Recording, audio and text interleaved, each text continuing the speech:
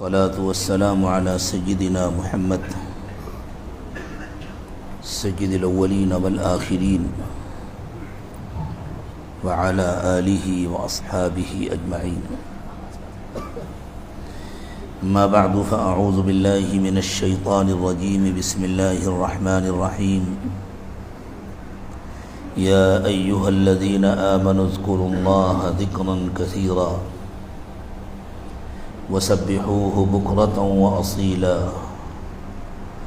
هو الذي يصلي عليكم وملائكته ليخرجكم من الظلمات إلى النور وكان بالمؤمنين رحيما. سبحان ربك رب العزة عما يصفون وسلام على المرسلين والحمد لله رب العالمين. اللهم صل على سيدنا محمد وعلى آل سيدنا محمد وبارك وسلم. اللهم صل على سيدنا محمد وعلى آل سيدنا محمد وبارك وسلم. اللهم صل على سيدنا محمد وعلى آل سيدنا محمد وبارك وسلم.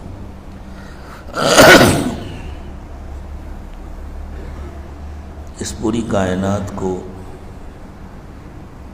چونکہ تنہا اللہ نے بنایا ہے، اللہ ہی اس کے خالق بھی ہیں، مالک بھی ہیں، قیوم بھی ہیں، مدبر بھی ہیں.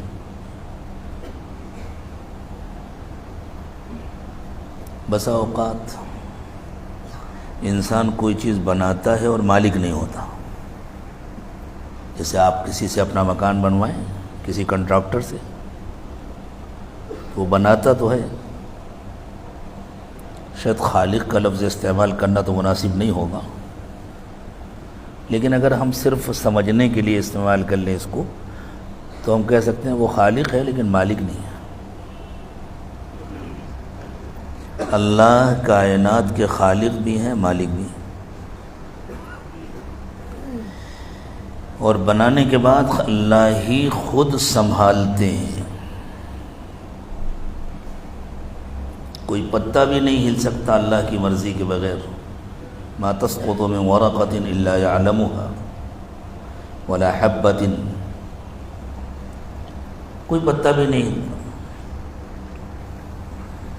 قیوم ہے اللہ، اور اللہ کسی کے مشورے کے محتاج بھی نہیں ہے، اپنی ذات سے مدبر بھی.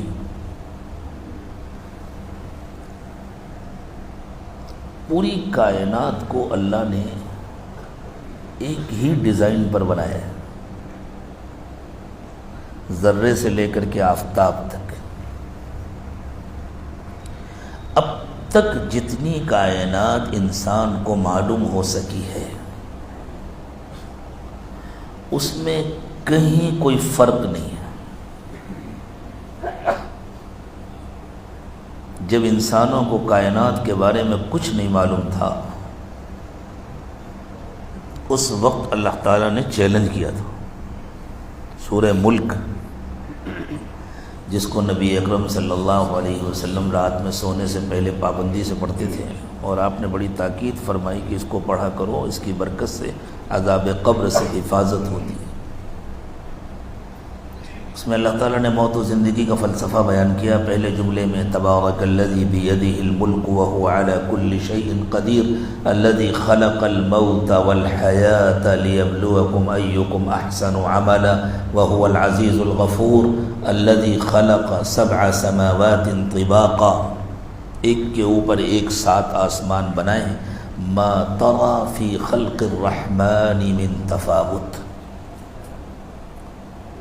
تمہیں اللہ کی تخلیق میں کہیں فرق نظر نہیں آئے گا کہ زمین کی تخلیق کے اصول الگ ہوں، آسمان کی تخلیق کے اصول ہوں، سب کے ایک ہی اصول. فارجع البصر هل ترى من فطور ثم ارجع البصر كرتين ينقلب إليك البصر خاسئا وهو حسير دیکھ لو، غور سے دیکھ لو، بار بار دیکھ لو، اپنے آلات و ذرائع کو استعمال کر کے دیکھ لو، تھک جاؤ گے لیکن تمہیں کوئی فرق نظر نہیں آئے۔ ایک معجزہ دیکھیں یہاں قرآن کا، اللہ نے فرمایا فرجع البصر، پھر سے دیکھ لو، اب تک جو دیکھا دیکھا، اب ہمارے کہنے سے دیکھ لو، ثم ارجع البصر، پھر دیکھ لو۔ لیکن جب دوبارہ کہا نا ثم ارجع البصر تو آگے ایک شرط لگا دی، کرتین، 2 مرتبہ۔ کیوں؟ بات کی تحقیقات نے بتلایا کہ کائنات کے مطالعے کے لیے انسان کے پاس صرف 3 ذریعے ہیں۔ سادی آنکھ سے دیکھنا، جیسے ہم سورج کو دیکھتے ہیں، چاند کو دیکھتے ہیں، اپنے پہاڑوں کو دیکھتے ہیں، درختوں کو دیکھتے ہیں۔ آلات کا استعمال کر کے آنکھ سے دیکھنا، جیسے مجہر سے دیکھتے ہیں جس میں چھوٹی چیز کو بڑا کر کے دکھایا جاتا ہے، دوربین سے دیکھتے ہیں جس میں دور کی چیز کو قریب کر کے دکھایا جاتا ہے، لیکن آنکھ لگا کے دیکھتے ہیں نا۔ تو آلات کے واسطے سے آنکھ سے دیکھنا، 2 طریقے ہو گئے۔ تیسرا طریقہ اپنے کیمرے بھیج دینا، جیسے آج کل خلائی گاڑیاں بھیجی جاتی ہیں، مریخ پر بھیجی جا رہی ہیں، فلاں جگہ بھیجی، وہاں کے وہ فوٹو لیتے ہیں، بھیجتے ہیں، پھر دیکھتے ہیں، بس چوتھا کوئی طریقہ نہیں۔ فرجع البصر هل ترى من فطور ثم ارجع البصر کرتین ينقلب إليك البصر خاسئا وهو، یہ ہے معجزہ قرآن کا۔ چوتھا کوئی طریقہ ہی نہیں ہے۔ آنکھ سے دیکھو، دوربینوں سے دیکھو، خلاؤں میں اپنے کیمرے بھیج کر دیکھو، تمہیں کائنات میں کوئی فرق نہیں لگے۔ جس اللہ نے کائنات کو بنایا اسی نے انسان کو بھی بنایا۔ تو تقریباً جو پوری کائنات کا مزاج ہے وہی انسان کا بھی مزاج ہے۔ اور اگر انسان بگڑتا ہے، چونکہ انسان کو اللہ نے با اختیار بنایا نا، پوری کائنات میں منفرد مخلوق ہے انسان جس کو اللہ نے اختیارات دیے، باقی کسی چیز کو اختیارات نہیں دیے، تو باقی سب کچھ اللہ کے حکم کے مطابق اپنے کام میں لگی۔ چونکہ انسان کو اختیار دیا ہے اس لیے اس کا امکان ہے کہ انسان بگڑ جائے، اپنے اختیار کا غلط استعمال کرے۔ تو جب انسان اپنے اختیار کا غلط استعمال کرے گا تو اس کی غلطی کا اثر صرف اپنی ذات پر نہیں ہوگا، اس کی غلطی کا اثر پوری کائنات پر ہوگا۔ اس کو سمجھیں آسانی سے۔ ایک انجن ہے جس میں 50 پرزے ہیں، یہاں کوئی میکینیکل انجینئر ہے؟ 50 پرزے ہیں، ہر پرزہ اپنی جگہ صحیح کام کر رہا ہے تو پوری مشین چلے گی نا۔ اس کا صرف ایک ویل الٹا گھومنے کی کوشش کرے تو اس کا اثر صرف اس ویل پر پڑے گا یا پورے انجن پر پڑے گا؟ اس لیے کہ وہ اس کا ایک حصہ ہے۔ انسان کائنات کا ایک حصہ ہے۔ پوری کائنات بالکل سیدھی چل رہی ہے تسخیری طور پر، اللہ نے اس کو پابند کیا ہوا ہے، تابع کیا ہوا ہے۔ انسان کے لیے 2 راستے ہیں، یا تو سیدھا چلے یا الٹا چلے۔ وَنَفْسٍ وَمَا سَوَّاهَا فَأَلْهَمَهَا فُجُورَهَا وَتَقْوَاهَا، وہ سیدھا بھی چل سکتا ہے، الٹا بھی چل سکتا ہے، کہنا بھی مان سکتا ہے، نافرمانی بھی کر سکتا ہے۔ جب وہ نافرمانی کرتا ہے تو چونکہ وہ کائنات کا ایک حصہ ہے اور کائنات کے سارے اجزاء سیدھے چل رہے ہیں، جب وہ الٹا چلتا ہے اس کا اثر ساری کائنات پر پڑتا ہے۔ اللہ تعالیٰ نے تو صرف قریب کی محسوس چیزوں کا تذکرہ کر کے فرمایا ظہر الفساد فی البر والبحر بما کسبت ایدی الناس، پوری کائنات پر اثر پڑتا ہے، سورج کی گردش پر بھی اثر پڑتا ہے، چاند پر بھی اثر پڑتا ہے، زمین پر بھی اثر پڑتا ہے، چاہے فوری طور پر وہ اثر ہمیں محسوس نہ ہو۔ اسی طرح ظاہر اور باطن کو بھی اللہ ہی نے بنایا ہے۔ اس لیے ظاہر اور باطن کا مزاج بھی ایک دوسرے کے موافق ہوتا ہے.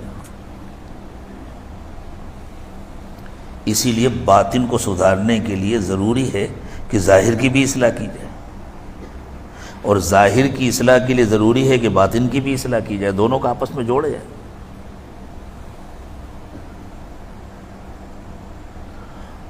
اس کائنات کا مزاج اللہ نے ایسا بنایا ہے کہ فطری طور پر اس کائنات میں اندھیرا ہے اور ٹھنڈک ہے. کائنات پوری ٹھنڈی ہے اور کائنات پوری تاریک ہے. اتنا شدید اندھیرا ہے اس کائنات میں کہ اگر دوپہر کے وقت میں اچانک کسی کو اٹھا کر خلا میں پہنچا دیا جائے تو اسے اپنا ہاتھ نہیں نظر آئے گا. وَلَوْ فَتَحْنَا عَلَيْهِمْ بَابًا مِّنَ السَّمَاءِ فَظَلُّوا فِيهِ يَعْرُجُونَ لَقَالُوا إِنَّمَا سُكِّرَتْ أَبْصَارُنَا بَلْ نَحْنُ قَوْمٌ مَسْحُورُونَ. اگر ہم دوپہر کے وقت میں آسمان کا کوئی دروازہ کھول دیں اور یہ اس دروازے سے چڑھ کر اوپر چلے جائیں، آپ کہیں گے اس میں دوپہر کا تو کہیں تذکرہ ہی نہیں آیت میں. وَلَوْ فَتَحْنَا عَلَيْهِمْ بَابًا مِّنَ السَّمَاءِ فَظَلُّوا فِيهِ يَعْرُجُونَ. اس میں تو کہیں دوپہر کا تذکرہ ہی نہیں ہے، تو یہ لفظ دوپہر کہاں سے آ گیا؟ کوئی طالب علم بتلائے گا دوپہر کہاں سے آیا؟ فَظَلُّوا. ظل کا باب جو ہے وہ دن میں دوپہر میں کسی کام کو کرنے کے لیے بیان استعمال کیا جاتا ہے. لَقَالُوا إِنَّمَا سُكِّرَتْ أَبْصَارُنَا. تو وہ کہیں گے ارے ہماری آنکھیں پھوٹ گئی ہیں. بل نحن قوم مسحورون. یا ہم پر جادو کر دیا گیا. اندھیرا ہی اندھیرا ہے اور ٹھنڈک ہے اور روشنی کی ضرورت ہے کائنات کو. گرمی کی بھی ضرورت ہے. گرمی کے بغیر زندگی ممکن نہیں ہے، روشنی کے بغیر زندگی ممکن نہیں. تو اللہ تعالیٰ نے روشنی اور گرمی کے لیے الگ سے انتظام کیا ہے. جس کا دل چاہے وہ اس روشنی اور گرمی سے فائدہ اٹھا لے. ہم کائنات کے جس محلے میں رہتے ہیں، ہم تو چھوٹے سے محلے میں رہتے ہیں. یہ جو کہکشائیں ہیں گلیکسیز، ان کو اگر ہم اس کائنات کے ملک سمجھ لیں تو اس کے چھوٹے چھوٹے سے علاقے ہیں، چھوٹے چھوٹے سے محلے ہیں. ہمارا جو سورج کا خاندان ہے یہ تو بہت ایک چھوٹی سی گلی ہے ہماری اپنی گلیکسی، ایک کنارہ ہے. جیسے آپ کے جموں شہر کا کوئی چھوٹا سا محلہ ہو جہاں آپ کا گھر ہو، اس کو روشن کرنے کے لیے اور اس کو حرارت پہنچانے کے لیے اللہ نے سورج کو بنایا. ایسے کتنے سورج ہیں اللہ کو معلوم، اس سے کتنے بڑے بڑے سورج ہیں اللہ کو معلوم. سائنسدانوں نے بہت سارے ہزاروں ایسے سورج دریافت کر لیے ہیں جن کے مرکز کی حرارت ہمارے اپنے سورج کے مرکز کی حرارت سے 10,000 ہزار گنا زیادہ ہے. جہنم کی گرمی کو کون ناپے گا؟ اب تک سورجوں کی گرمی نہیں ناپی جا سکی. تو روشنی سورج سے ملتی ہے، گرمی بھی سورج سے ملتی ہے. اور کیسے ملتی ہے روشنی سورج سے؟ سورج آتا نہیں ہے روشنی دینے کے لیے، ہر وقت روشنی نہیں دیتا. سورج اپنی جگہ رہتا ہے. زمین سورج کے گرد چکر لگاتی ہے، اور زمین دو طرح کے چکر لگاتی ہے. ایک چکر لگاتی ہے اپنے مدار پر، ایک گول دائرہ ہے سورج کے چاروں طرف جس پر زمین چکر لگاتی ہے، جس کے نتیجے میں موسموں کی تبدیلی ہوتی ہے. کبھی سردی، کبھی گرمی، کبھی بارش. پھل پکتے ہیں، کھیتیاں پکتی ہیں. ایک چکر لگاتی ہے زمین اپنے محور پر، جہاں ہے وہیں لٹو کی طرح گھومتی ہے. یہ جو زمین اپنے محور پر چکر لگاتی ہے، اسی کے نتیجے میں دن اور رات کی تبدیلی ہوتی ہے. زمین کا جو حصہ گھوم کر سورج کے سامنے آ جاتا ہے وہ روشن ہو جاتا ہے اور گرم ہو جاتا ہے، جو حصہ آڑ میں ہو جاتا ہے وہ تاریک ہو جاتا ہے اور ٹھنڈا ہو جاتا ہے، اپنی اصل پر واپس چلا جاتا ہے۔ اندھیرا کہیں سے لانا نہیں پڑتا، اندھیرا اصل ہے۔ ٹھنڈک کہیں سے مانگ کر لانی نہیں پڑتی، ٹھنڈک اصل ہے۔ روشنی عارض ہے، حرارت عارض ہے، اس کو حاصل کرنے کے لیے زمین کو اپنا رخ درست کرنا ہوتا ہے۔ جس طریقے سے یہ زمین روشنی حاصل کرتی ہے بالکل اسی طرح سے انسان کا دل روشنی حاصل کرتا ہے۔ جس طریقے سے یہ زمین گرمی اور حرارت حاصل کرتی ہے بالکل اسی طرح سے انسان کا دل ایمان کی حرارت اور گرمی کو حاصل کرتا ہے۔ اسی لیے اللہ تعالیٰ نے دلوں کی روشنی کے بارے میں فرمایا هو الذی یصلی علیکم وملائکتہ، اللہ اپنی رحمتیں تم پر اتارتے ہیں، اللہ کے فرشتے اللہ کی رحمتیں اتارتے ہیں، لیخرجکم من الظلمات الی النور، تاکہ تم کو اندھیروں سے نکال کر روشنی میں لائیں، تم کو اندھیرے سے روشنی کی طرف نکال، اور آسان ترجمہ ہم کریں تاکہ تم کو اندھیرے سے روشنی کی طرف نکال کر لائیں۔ یوں نہیں کہا، اگر کیا اللہ کے پاس الفاظ کی کمی ہے، تعبیرات کی کمی ہے؟ اللہ چاہتے تو یوں کہہ دیتے هو الذی یصلی علیکم وملائکتہ لینور قلوبکم، یہ نہیں کہا اللہ نے۔ اس لیے ہمیں اس آیت کو سمجھتے وقت بھی یہ مفہوم ذہن میں رکھنا چاہیے کہ اللہ یوں نہیں کہہ رہے کہ اللہ تم پر مہربانی فرماتے ہیں تاکہ تمہارے دلوں کو روشن کر دیں، نہیں، یہ اللہ کی بات نہیں ہے۔ اللہ تم پر مہربانی فرماتے ہیں تاکہ تم کو اندھیرے سے روشنی کی طرف نکال لائے۔ کس طرح ہوتا ہے یہ عمل؟ بالکل اسی طرح ہوتا ہے جس طرح زمین پر ہوتا ہے۔ جس طرح یہ عمل زمین پر ہوتا ہے بالکل اسی طرح دل کی زمین پر ہوتا ہے۔ اگر زمین کو فکس کر دیا جائے، اس کی گردش روک دی جائے تو کیا ہوگا؟ جو حصہ سورج کے سامنے ہے وہ ہمیشہ روشن رہے گا، جو آڑ میں ہے وہ ہمیشہ تاریک رہے گا، یہی ہوگا نا، چونکہ وہ گھومتی رہتی ہے۔ اسی لیے روشنی اور اندھیرے کی آنکھ مچولی ہوتی ہے زمین پر، ایسا لگتا ہے جیسے اندھیرا روشنی کے پیچھے پیچھے دوڑ رہا ہے، اور دوسری طرف ایسا لگتا ہے جیسے روشنی اندھیرے کے پیچھے پیچھے دوڑ رہی ہے۔ کاش کی ہم لوگ بھی جدید ذرائع سے فائدہ اٹھانے لگیں۔ اگر اس وقت موقع ہوتا تو میں محسوس طریقے سے اس کو سمجھانے کی کوشش کرتا، اور چلیں آپ اپنے ذہن میں تصور کر لیں، یہ بھی تو قرآن پاک کا ایک کمال ہے کہ قرآن بات اس طرح بیان کرتا ہے کہ ذہن میں پورا خاکہ آ جاتا۔ فرض کر لیجئے ایک اندھیرا کمرہ ہے اور ایک بڑا سا بال لے لیا آپ نے، اس بال کو دو طرف سے ایسا کیلوں میں فٹ کر دیا کہ وہ گھوم سکے، اور ایک جگہ چھوٹی سی لائٹ جلا دی، اب بال کو گھمانا شروع کریں تو آپ کو نظر آئے گا کہ بال کے اس حصے میں جہاں اندھیرا ہے اگر ہم اس کو روشنی کی طرف لے جانا چاہتے ہیں تو اس کا طریقہ یہ ہے کہ اس کو یوں گھماؤ، یہ گھوم کر کے ادھر سامنے آ جائے گا۔ یہ ہے اخراجہ من الظلمات الی النور، اخراجہ من الظلمات الی النور،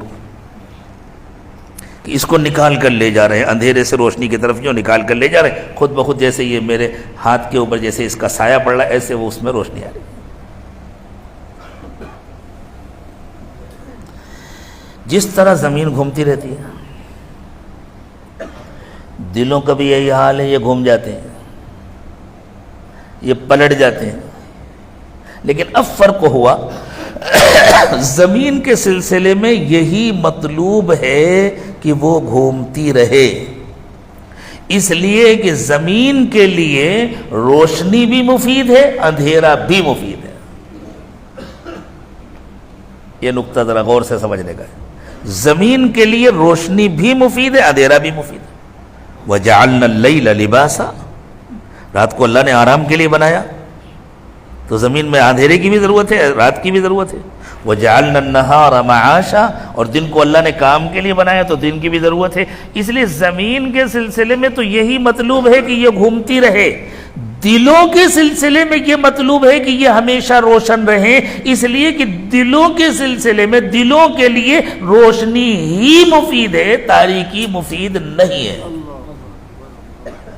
تو اب زمین کے سلسلے میں یہ مطلوب ہوا کہ یہ گھومتی ہی رہے، جب نہ گھومے گی تو قیامت آ جائے گی۔ دلوں کے سلسلے میں یہ مطلوب ہے کہ یہ گھومنے نہ پائیں، یہ گھوم جائیں گے تو ان کی قیامت آ جائے گی۔ اس لیے اللہ کے نبی صلی اللہ علیہ وسلم دعا مانتے تھے، یا مقلب القلوب ثبت قلبی علی دینک، اے دلوں کو گھمانے والے میرے دل کو فکس کر دیجئے، میرے دل کو جما دیجئے، یہ گھومنے نہ پائے۔ مزاج دلوں کا بھی وہی ہے جو زمین کا ہے، جیسے زمین گھومتی رہتی ہے دل بھی گھومتے، اسی لیے تو دل کو کیا کہتے ہیں عربی میں؟ قلب، اور قلب کے معنی کیا ہے؟ گھومنے والا۔ قلب کو قلب اسی لیے کہتے ہیں، یسمى القلب قلبا لأنه يتقلب سريعا، بہت جلدی گھوم جاتا ہے، یہ ایک حال میں رکتا نہیں ہے۔ اب اس کو ایک حال میں روکنا پڑتا ہے، اس کو جمانا پڑتا ہے ایک حال میں، اس کی نگرانی کرنی پڑتی ہے کہ یہ گھومنے نہ پائے۔ اور صرف نگرانی کافی نہیں ہوتی، اس نگرانی کے ساتھ اللہ کا فضل شامل حال ہوتا ہے، تب جا کر یہ جمتا ہے۔ اس لیے اللہ کے نبی صلی اللہ علیہ وسلم نے اس کی تعلیم دی کہ اپنے قلب کی نگرانی کرو اور ساتھ میں اللہ سے بھیک مانگو، اللہ تعالیٰ سے دعا کرو، یا مقلب القلوب، یا مصرف القلوب، یا مصرف القلوب صرف قلبی الی طاعتک، اے دلوں کو پھیرنے والے میرے دل کو اپنی اطاعت کی طرف پھیر دیجئے، کسی اور طرف نہ مڑنے پائے، اسی کی طرف پھیر دیجئے۔ یا مقلب القلوب، اے دلوں کو گھمانے والے، یہ معنی ہے یا مقلب القلوب، اے دلوں کو گھمانے والے، ثبت قلبی علی دینک، میرے دل کو اپنے دین پر جام کر دیجئے، فکس کر دیجئے، یہ گھومنا ہی بند کر دیجئے۔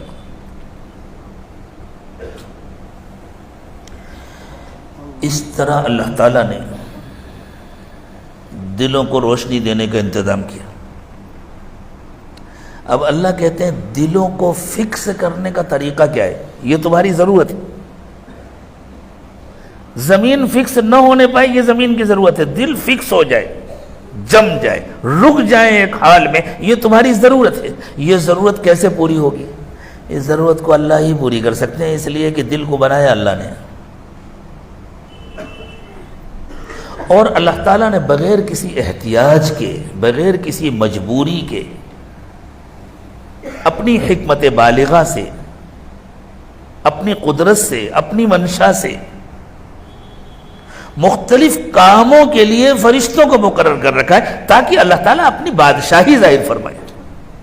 فرشتوں کو اس لیے نہیں لگایا اللہ نے کاموں پر کہ اللہ محتاج ہیں، فرشتوں کو اس لیے لگایا تاکہ اللہ کی بادشاہی ظاہر ہو، اللہ قادر ہے، اللہ بادشاہ ہے، اللہ ہر کام کرنے خود نہیں چاہتے، لگا دیا اللہ نے اپنے خادموں کو، لگا دیا اپنے غلاموں کو، وہ اللہ کی منشا کے مطابق، اللہ کی مرضی کے مطابق کام کر رہے ہیں۔ اور کوئی فرشتہ اللہ کی نافرمانی نہیں کر سکتا، لا یعصون اللہ ما امرہم ویفعلون ما یؤمرون، کوئی فرشتہ اللہ کی نافرمانی کر ہی نہیں سکتا۔ تو جب اللہ تعالیٰ چاہتے ہیں کہ کسی دل کو روشنی سے، تاریکی سے نکال کر روشنی میں لائیں، تو اللہ فرشتوں سے کہتے ہیں ان کی مدد کرو، فرشتے مدد کرتے ہیں۔ منشا اللہ کی ہوتی ہے، حکم اللہ کا ہوتا ہے، اس لیے اللہ تعالیٰ فرشتوں کے ذریعے جو رحمتیں اترواتے ہیں ان کو پہلے نمبر پر اللہ نے اپنی ذات کی طرف منسوب کیا، هو الذی یصلی علیکم وملائکۃ، یہ دو الگ الگ چیزیں نہیں ہیں، یہ اللہ کی منشا ہوتی ہے، فرشتے کام کرتے ہیں، فرشتے اللہ کی منشا کو پورا کرتے ہیں۔ اور پھر دلوں کی تاریکی نکالتے ہیں. لیکن اللہ کی منشا کس کے لیے ہوتی ہے؟ اللہ کی منشا اس کے لیے ہوتی ہے جو اللہ کا بندہ بن کر رہتا ہے، جو اللہ کو کثرت سے یاد کرتا ہے، جو اپنے دل کو ہر وقت اللہ کی طرف متوجہ رکھتا ہے. اسی لیے اللہ تعالیٰ نے فرمایا اگر اپنا بھلا چاہتے ہو، اگر اپنی خیریت چاہتے ہو تو دلوں کو اللہ کی طرف موڑو. وَأَنِيبُوا إِلَىٰ رَبِّكُمْ، اپنی توجہ اللہ کی طرف کرو، اپنا قبلہ درست کرو. یہ انابت کیا چیز ہے؟ اس کو ایک محسوس مثال سے سمجھیے. قبلہ نما دیکھا ہے نا؟ قطب نما کی سوئی ہوتی ہے، اس کا ایک کنارہ قطب شمالی کی طرف ہوتا ہے، ایک کنارہ قطب جنوبی کی طرف ہوتا ہے. اسی سے قبلے کا نشان لگتا. آج کل تو موبائل وغیرہ میں بھی قبلہ نما آنے لگے ہیں جن سے جہت قبلہ معلوم ہوتی ہے. اگر آپ نے سادہ سا ایک قطب نما بھی لے لیا تو اس کی سوئی ہمیشہ شمال جنوب میں رہتی ہے. تو سوئی کا وہ کنارہ جو جنوب کی جانب ہے، آپ اس کو اس کے رخ سے کبھی ہٹا نہیں سکتے. آپ قبلہ نما کو گھما دیں، قطب نما کو گھما دیں، وہ سوئی اسی طرف رہے گی. حتیٰ کہ آپ کے موبائل میں جو قبلہ نما ہوتا ہے اور اس کی سوئی قبلے کی طرف اشارہ کرتی ہے، اگر آپ اپنے موبائل کو گھمائیں تو سوئی گھوم کر اپنے رخ پر رہتی ہے. ادھر گھمائیں تب بھی وہ سیدھی رہے گی، ادھر گھمائیں تب بھی سیدھی رہے گی. سیدھا کریں، الٹا کریں، زور سے گھمانا شروع کر دیں، کسی چکری کے اوپر لگا دیں اور تیز گھمانا شروع کر دیں تو وہ قطب نما گھومتا رہے گا لیکن سوئی نہیں گھومے گی. سوئی ہمیشہ ایک رخ پر رہے گی. اس کو انابت کہتے ہیں.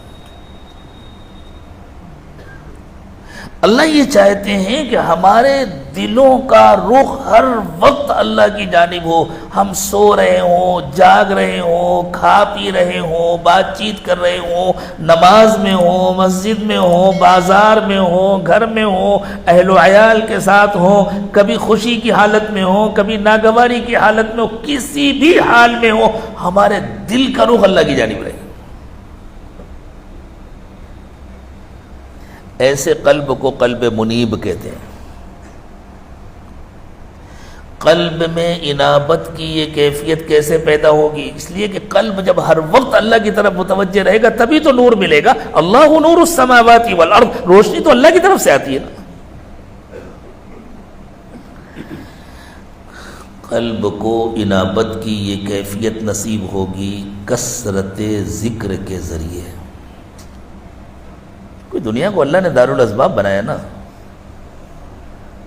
تو انابت کی یہ کیفیت حاصل کرنے کے لیے اللہ تعالیٰ نے ظاہری سبب بنایا ہے ذکر کی کثرت کو. یہ کیفیت تھوڑے سے ذکر سے حاصل نہیں ہوتی ہے. یہ کیفیت صرف صبح و شام کے ذکر سے حاصل نہیں ہوتی. صبح و شام کی تسبیحات الگ چیزیں ہیں، صبح و شام ذکر کا معمول الگ چیز ہے، وہ بھی مطلوب ہے، وہ بھی معمور ہے.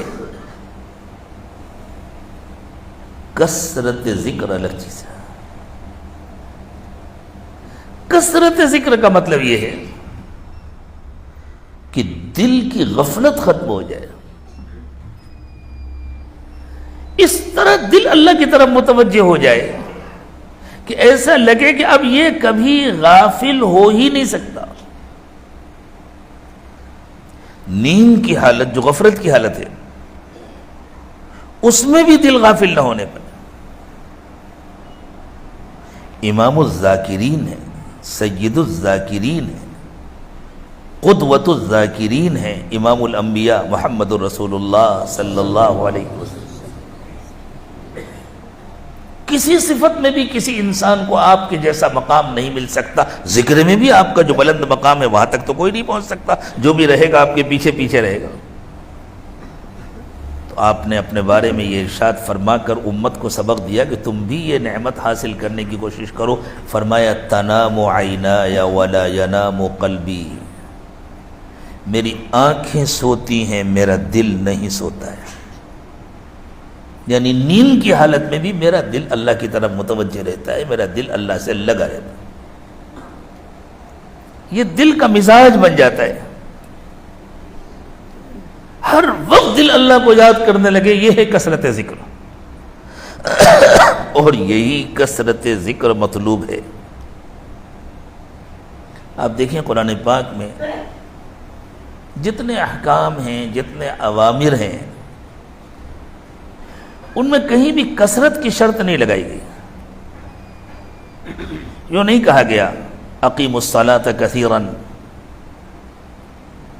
یا ایھا الذین آمنوا کتب علیکم الصیام کثیرا ادوا الزکاۃ کثیرا، کہیں کہا گیا. لیکن ذکر کا جب بھی تذکرہ آیا ہے کثرت کی شرط کے ساتھ ہی آیا ہے، اس لیے کہ بغیر کثرت کے ذکر کا فائدہ ہوتا ہی نہیں. اگر ذکر کی کثرت نصیب نہ ہو تو پھر کیا ہوتا ہے معلوم ہے؟ پھر آدمی مسجد میں اللہ کا بندہ بن کر کھڑا ہوتا ہے، دکان میں شیطان کا بندہ بن جاتا ہے. پھر نماز کے اندر وہ زبان کو قابو میں رکھتا ہے، کچھ بول نہیں سکتا، باہر نکلتا ہے گالی بکتا ہے، غیبت کرتا ہے. جو حالت نماز کی ہے، عبدیت کی، بندگی کی، اطاعت و فرما برداری کی، وہی حالت دکان پر بھی ہو، وہی حالت گھر میں بھی ہو. یہ اسی وقت ہوتا ہے جب کثرت ذکر کی نعمت حاصل ہو جاتی. سورہ احزاب میں اللہ تعالیٰ نے حکم دیا، امر کا صیغہ ہے، یا ایھا الذین آمنوا اذکروا اللہ ذکرا کثیرا.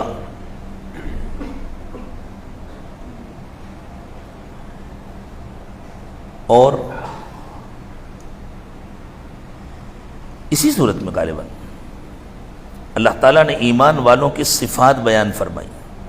کامل ایمان والے کیسے ہوتے ہیں؟ میں ان سب کا ترجمہ نہیں کروں گا، اکثر تو یہاں علماء اور طلباء ہیں، ان کو ترجمے کی ضرورت نہیں، اور باقی حضرات کے لیے بھی اتنی ضرورت نہیں ہے.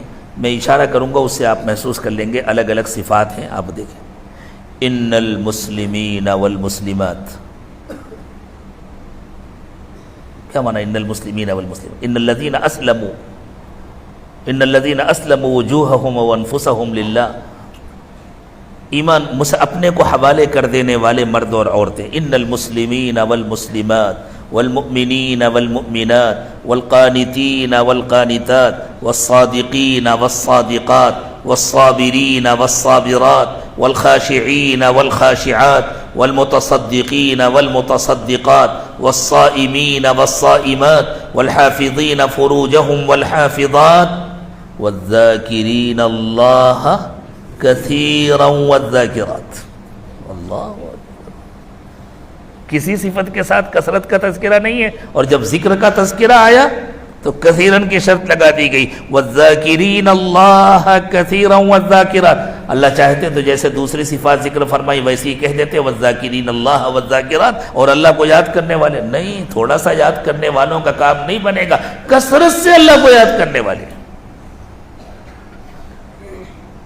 اس کثرت کا مقصد یہی ہے، اتنی کثرت کہ قلب منیب بن جائے،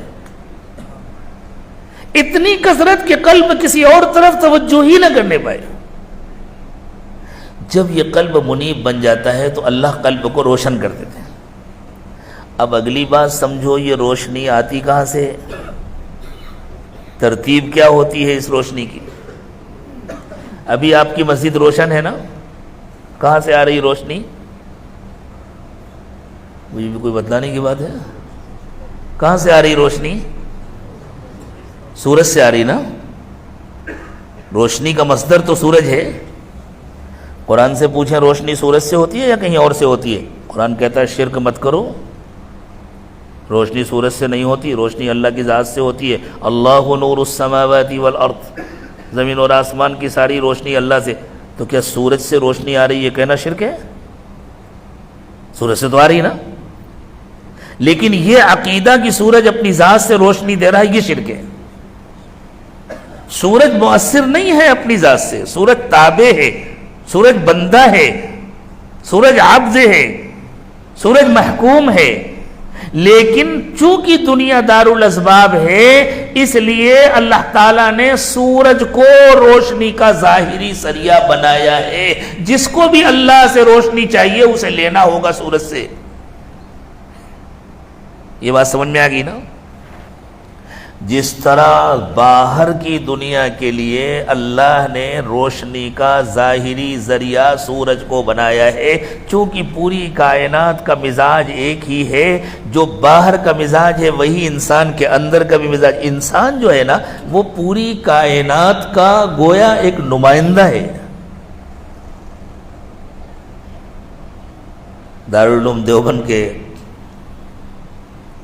سابق محتمم حکیم الاسلام حضرت قاری محمد طیب صاحب رحمۃ اللہ علیہ کی ایک مفصل تقریر ہے انسان پر، کہ انسان کس طرح پوری کائنات کی نمائندگی کرتا ہے۔ حضرت نے فرمایا دیکھو، جیسے ہمیں دنیا میں کہیں کھارا پانی ملتا ہے، کہیں میٹھا پانی ملتا ہے، انسان کے بدن کے اندر بھی منہ کے اندر جو پانی ہے وہ میٹھا ہے، آنکھ سے جو پانی نکلتا ہے وہ کھارا ہے۔ ہمیں جیسے جنگل میں درخت نظر آتے ہیں تو ہمارے بدن میں بھی جنگل ہیں، یہ سب درخت اگے ہوئے ہیں، بال ہیں۔ پہاڑ ہیں تو ہمارے بدن میں بھی ہڈیاں ہیں، کہیں کہیں ابھری ہوئی ہیں، نکلی ہوئی ہیں پہاڑوں کی طرح، کہیں برابر علاقہ ہے، کہیں ڈھلوان ہے، کہیں پہاڑ ہے۔ تو اللہ تعالیٰ نے انسان کے اندر کا بھی یہ مزاج بنایا ہے، جو مزاج باہر کا بنایا ہے۔ تو جس طرح باہر کی دنیا کو روشن کرنے والے تو اللہ ہی ہیں۔ رات کے اندھیرے سے اگر کوئی مسافر پریشان ہو رہا ہے اور وہ چاہتا ہے جلدی سے روشنی ہو جائے تو اسے کس سے روشنی مانگنی چاہیے؟ سورج سے یا اللہ سے؟ اور اگر کوئی سورج سے مانگے تو مومن رہے گا یا مشرک ہو جائے گا؟ لیکن جب روشنی ہوگی تو کس سے ہوگی؟ سورج سے ہی ہوگی۔ تو اللہ کہتے ہیں مانگو مجھ سے، میں سورج کے ذریعے تم کو روشنی دوں گا۔ سورج سے روشنی لو اور میرا شکر ادا کرو۔ اسی طرح دلوں کو روشن کرنے کے لیے بھی اللہ نے ایک سورج بنایا ہے۔ اللہ کہتے ہیں انابت میرے ساتھ پیدا کرو، متوجہ میری طرف ہو، کثرت سے مجھے یاد کرو، لیکن تمہارے دلوں کو روشن کرنے کے لیے میں نے ایک سورج بنایا ہے۔ اس سورج کے ذریعے ہی تمہیں روشنی ملے گی اور تمہیں اپنے دلوں کا رخ مجھے یاد کرتے ہوئے اس سورج کی طرف رکھنا ہوگا۔ جیسے دنیا میں زمین کے جس حصے کو روشنی چاہیے اسے اپنا رخ سورج کی طرف کرنا پڑتا ہے۔ اس سورج کا نام کسی کو معلوم ہے؟ جس کے ذریعے اللہ تعالیٰ دلوں کو روشن کرتے ہیں، وہ ہے محمد الرسول اللہ صلی اللہ علیہ وسلم۔ دلوں کو روشنی حضرت محمد صلی اللہ علیہ وسلم سے ملتی ہے، اسی لیے کثرت ذکر اور اتباع سنت مطلوب ہے۔ اللہ کی محبت کے ساتھ اللہ کے نبی صلی اللہ علیہ وسلم کی محبت مطلوب۔ اگر یہ پوری تفصیل سمجھ میں آ گئی اور یہ پورے مقدمات ذہن میں بیٹھ گئے تو پھر ان آیات کا مطلب بہت آسانی کے ساتھ سمجھ میں آ جائے گا کہ اللہ تعالیٰ نے کثرت ذکر کا حکم دیا، یا ایھا الذین آمنوا اذکروا اللہ ذکرا کثیرا، کہ اے ایمان والو بہت کثرت سے اللہ کو یاد کیا کرو۔ اور کثرت ذکر کا مطلب سمجھ گئے کہ ایک پل بھی غفلت نہ ہونے پائے۔ وَسَبِّحُوهُ بُكْرَةً وَأَصِيلًا، اور صبح اور شام اللہ کی پاکی بیان کیا کرو۔ یہ الگ حکم ہے۔ صبح و شام کے معمولات الگ ہیں، کثرت ذکر الگ ہے۔ صرف صبح و شام کے معمولات ہی کافی نہیں ہیں، صبح و شام کے معمولات کے ساتھ ساتھ یہ جو ہمارے بزرگوں نے وقوف قلبی کا حکم دیا، ہر وقت دل کی نگرانی کرو، ہر وقت دل پر نظر رکھو، ہر وقت دل کو اللہ کی طرف متوجہ رکھنے کی کوشش کرو، یہ الگ چیز ہے۔ یہ صبح و شام پاکی بیان کرنے کا حکم کیوں دیا گیا ہے؟ اس کو سمجھنے کے لیے بھی بہت تفصیل میں جانا پڑے گا، یہ اس کا موقع نہیں ہے، پھر کبھی انشاءاللہ۔ هو الذی یصلی علیکم وملائکتہ، اللہ تم پر اپنی رحمتیں اتارتے ہیں اور اللہ کے فرشتے اتارتے ہیں، یعنی اللہ کے فرشتے مقرر ہیں، جب اللہ کی منشا ہو جاتی ہے، ایک اشارہ ہو گیا، فرشتوں نے اپنا کام کرنا شروع کر دیا۔ لیخرجکم من الظلمات الی النور، تاکہ تم کو اندھیروں سے روشنی کی طرف نکال کر لائیں۔ وکان بالمؤمنین رحیما، اللہ بہت مہربان ہیں اپنے مومن بندوں کے لیے۔ تحیتہم یوم یلقونہ سلام، دنیا میں تو ہر وقت ڈر لگا رہتا ہے نا،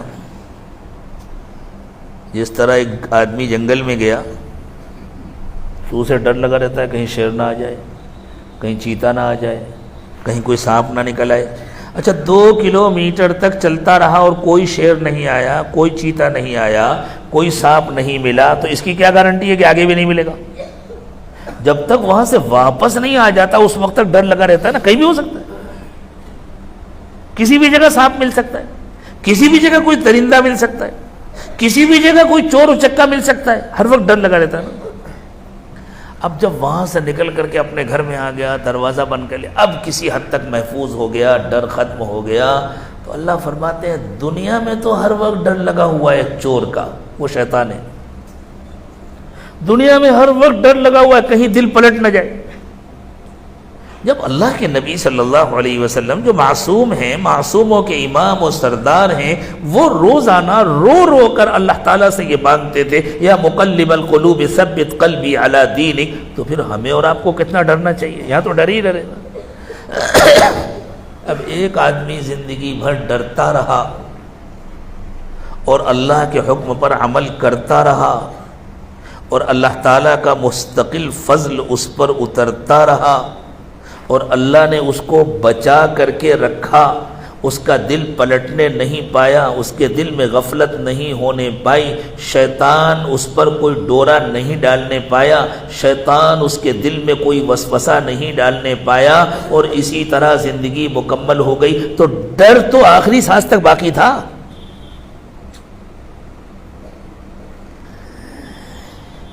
جس کو ایمان کی قدر ہوتی ہے، جس کو ایمان کی قیمت معلوم ہوتی ہے، اس کے دل میں ڈر بھی اتنا زیادہ ہوتا ہے۔ اسی لیے جتنی زیادہ ایمان کی قدر و قیمت معلوم ہوتی جاتی ہے، جتنا زیادہ اللہ سے تعلق بڑھتا جاتا ہے، اتنا زیادہ دل میں شیطان کا ڈر بڑھتا جاتا ہے کہ کہیں شیطان مجھ سے یہ نعمت چھین نہ لے۔ اس ڈر کی حالت میں بیچارے ایمان والے مر کر گئے تھے، تو وہ حالت تو باقی رہے گی نا دل میں، کہیں پھر نہ آ جائے شیطان، کہیں پھر نہ یہ نعمت چھن جائے۔ اللہ کہتے ہیں پتہ ہے میں اپنے ان بندوں کو پہلا انعام کیا دوں گا؟ جب وہ میرے پاس آئیں گے پہلا انعام دوں گا، جیسے ہی وہ میرے بندے میرے پاس آئیں گے میں کہوں گا بندو ڈر ختم، اب کوئی خطرہ نہیں ہے۔ یہ معنی ہے سلام کے، تحیتہم یوم یلقونہ سلام۔ یہ کثرت سے اللہ کو یاد کرنے والے، یہ جن کے دل اللہ نے اپنے فضل و کرم سے روشن کر دیے تھے اور آخری سانس تک جن کے دل روشن رہے، لیکن یہ ڈرتے رہتے تھے کہیں اندھیرا نہ آ جائے، کہیں تاریکی نہ آ جائے۔ جیسے ہی اللہ کے دربار میں حاضر ہوں گے اور اللہ سے ملاقات کریں گے، اللہ فرمائیں گے بندو تمہارا پہلا انعام یہ ہے کہ اب تمہارے لیے کوئی ڈر نہیں ہے، تحیتہم یوم یلقونہ سلام واعد لہم اجرا کریما۔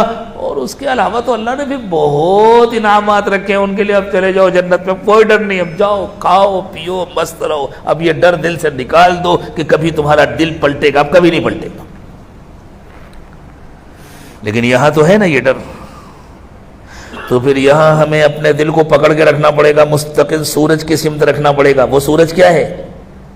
آگے دیکھیں، آگے اللہ خود بتلا رہے ہیں، یا ایھا النبی، اب کس کو مخاطب کیا گیا؟ نبی صلی اللہ علیہ وسلم، انا ارسلناک شاہدا ومبشرا ونذیرا، ہم نے آپ کو انسانوں کی ہدایت کے لیے بھیجا، آپ شاہد ہیں، آپ گواہ ہیں، آپ بتلاتے ہیں اللہ کس سے راضی ہوتے ہیں، کس سے ناراض ہوتے ہیں، اللہ کس کام کو پسند کرتے ہیں، کس کام کو ناپسند کرتے ہیں، کیسے دنیا بنے گی، کیسے آخرت بنے گی، یہ سب آپ بتلاتے ہیں۔ وَمُبَشِّرًا، اور جو جو آپ کا کہنا مانتا ہے آپ اسے انعامات کی خوشخبری سناتے ہیں۔ وَنَذِيرًا، اور جو آپ کا کہنا نہیں مانتا آپ اس کو اللہ کی پکڑ سے، اللہ کے عذاب سے ڈراتے ہیں۔ وَدَاعِيًا إِلَى اللَّهِ بِإِذْنِهِ، اور آپ اللہ کے حکم سے بندوں کو اللہ سے جوڑتے ہیں۔ وَسِرَاجًا مُنِيرًا، اور آپ روشن سورج ہیں، آپ سورج ہیں۔ اسی لیے جس کو جو فیض بھی حاصل ہوتا ہے وہ قلب محمدی کے بغیر حاصل نہیں ہوتا۔ جیسے باہر کا نظام اللہ نے بنایا ہے، جس کو روشنی چاہیے اسے سورج سے لینا پڑے گا، لیکن سورج کی بندگی نہیں کر سکتے، سورج خود اللہ کا بندہ ہے۔ اسی طرح حضرت محمد صلی اللہ علیہ وسلم کے قلب سے روشنی ملے گی، لیکن کوئی حضرت محمد صلی اللہ علیہ وسلم کی بندگی نہیں کر سکتا۔ حضرت محمد صلی اللہ علیہ وسلم خود بندے، انا عبداللہ ورسولہ، آپ اپنے بارے میں فرماتے ہیں میں اللہ کا بندہ ہوں، میں اللہ کا رسول ہوں۔ سب لوگ بندگی کرو اللہ کی، لیکن چونکہ حضور اکرم صلی اللہ علیہ وسلم کے قلب اطہر سے روشنی مل رہی ہے، اس لیے اللہ تعالیٰ سے رحمتوں کا سوال کرو۔ جب رحمتیں اتریں گی نبی اکرم صلی اللہ علیہ وسلم پر تو اس کا حصہ تمہیں بھی ملے گا۔ من صلی علیہ واحدۃ صلی اللہ علیہ عشرہ، جو میرے لیے اللہ سے ایک رحمت کا سوال کرتا ہے اللہ اس پر 10 رحمتیں نازل فرماتے۔ یہ 10 رحمتیں قلب محمدی سے ہو کر آتی ہیں۔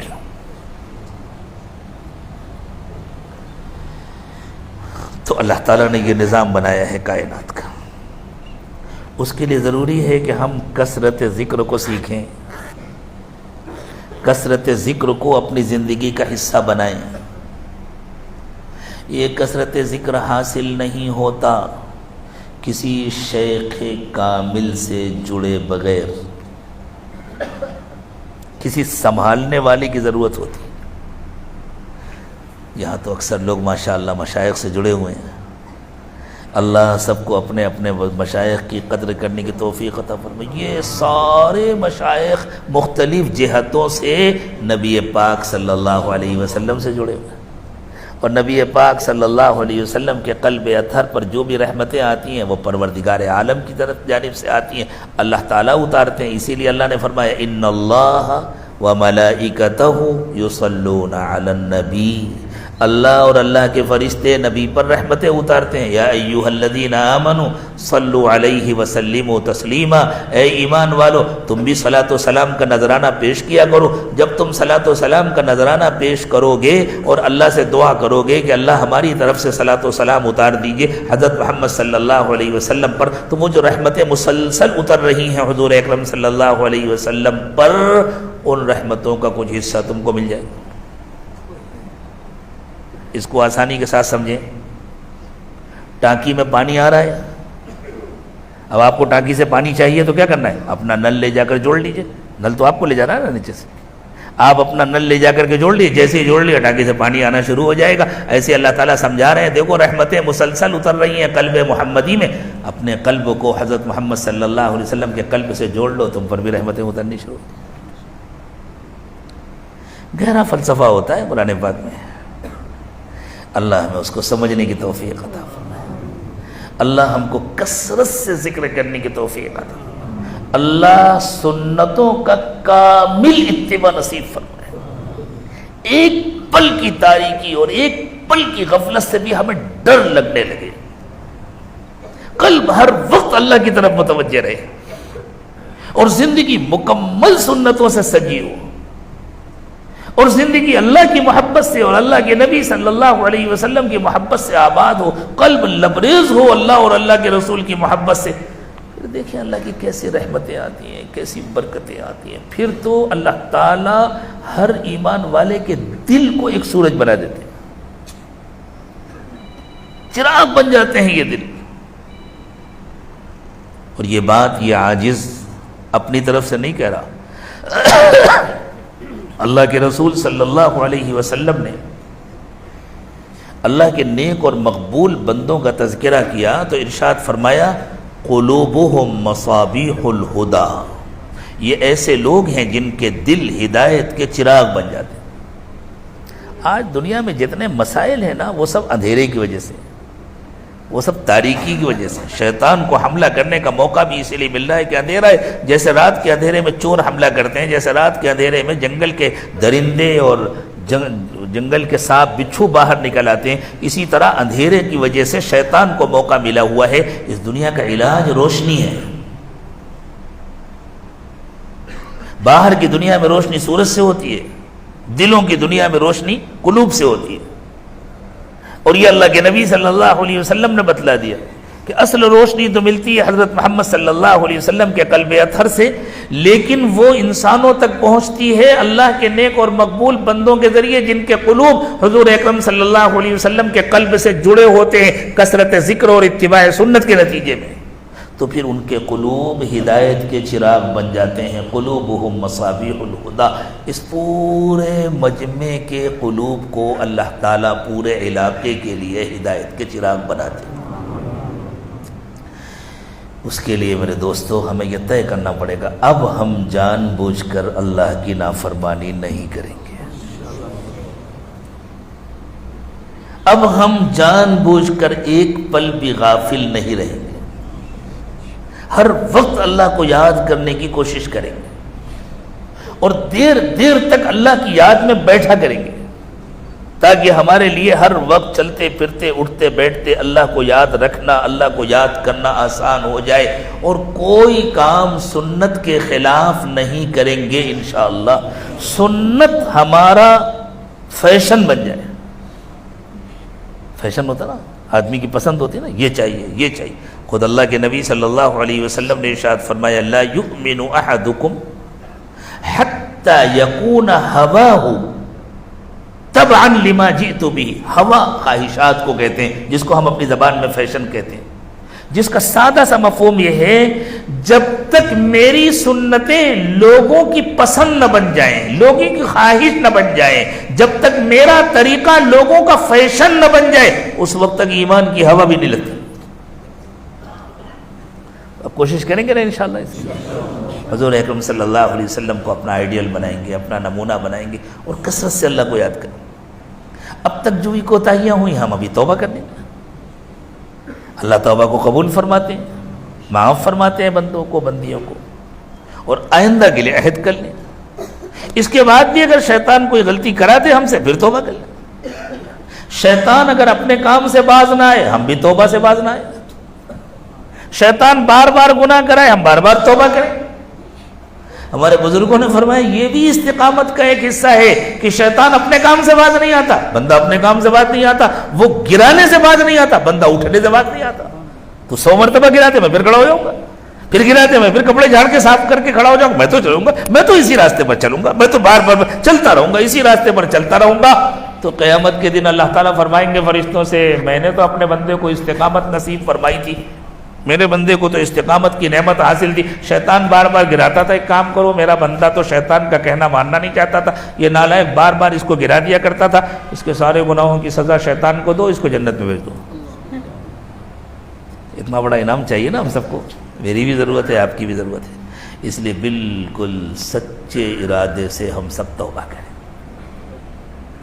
اور دیکھو جو جن مشائخ سے جڑے ہیں، وابستہ ہیں، انہی سے جڑے رہیں، اہل حق مشائخ سے، انہی سے جڑے رہیں، ان کے بتلائے ہوئے معمولات کی خوب پابندی کریں، خوب سنتوں کا اہتمام کریں، اپنے حالات ان کو بتلائیں، ان کی زیادہ سے زیادہ صحبت حاصل کرنے کی کوشش کریں۔ اور جو لوگ اپنی خواہش سے سلسلہ نقشبندیہ میں داخل ہونا چاہتے ہوں، وہ توبہ کے کلمات پڑھتے ہوئے بیعت کی نیت کر لیں۔ باقی جو حضرات جن سے جڑے ہیں اپنی اسی بیعت کو تازہ کرنے اور مضبوط کرنے کی نیت سے توبہ کے ان کلمات کو پڑھیں۔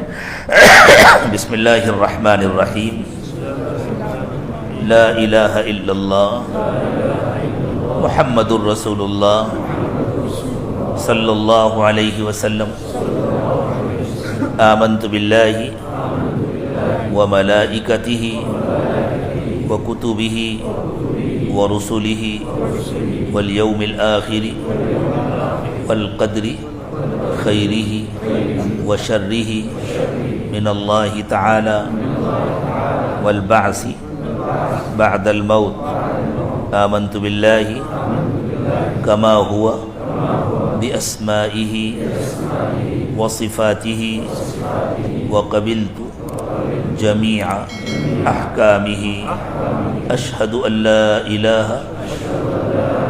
إلا الله وأشهد أن محمدا عبده ورسوله أستغفر الله ربي من كل ذنب وأتوب إليه برحمتك یا ارحم الراحمین۔ اللہ تعالیٰ ہماری اس توبہ کو قبول فرمائے، ٹوٹنے سے اس کی حفاظت فرمائے۔ تھوڑی دیر دلوں کو اللہ کی طرف متوجہ کر لیں، آنکھیں بند کر لیں۔